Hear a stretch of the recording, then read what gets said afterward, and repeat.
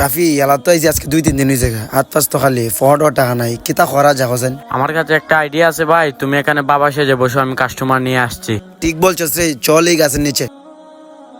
ভাই তুমি এখানে বসো, আমি কাস্টমার নিয়ে আসছি। আচ্ছা যাও।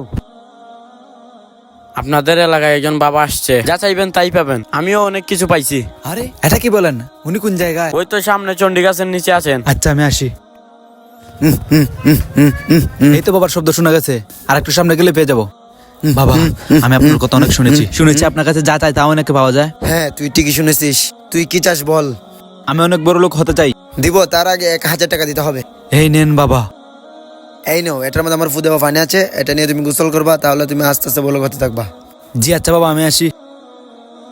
আরে আপনি এটা কি করেছেন? বাবার ফুদেও পানি ফেলে দিয়েছেন। আরে কি বলেন, বাবা আবার করতে আসলো? আপনি তো জানেন আমাদের জঙ্গলের কাছে একজন বাবা আসছেন, সে পরা পানি দিছে, বলছে আমি বড় লোক হয়ে যাবো। ওনার ফুদেও পানি অনেক পাওয়ারফুল। তাহলে বোতল ডালো, ওনার কাছে যাই। আরে দাঁড়াও, উনি নাকি? হ্যাঁ উনিই তো। দাঁড়াও, ওরা কি বলতাছে আমরা এখান থেকে শুনি। দান্দায় কত মিলল? ভালো হয়েছে, 1000 টাকা দিছে। ভাই দেখছেন, বাবা বলতে কিচ্ছু নাই, সবে হয়েছে দান্দা। যা চাইবেন আল্লাহর কাছে চাইবেন, উনি হচ্ছেন সবকিছু দেওয়ার মালিক। দেরি আমার একটা 1000 টাকা জ্বলে গেল। এরকম বাবাদেরকে কখনো বিশ্বাস করবেন না। সো গাইস, ভিডিওটি ভালো লাগলে চ্যানেলটি সাবস্ক্রাইব করে আমাদের সাথেই থাকবেন।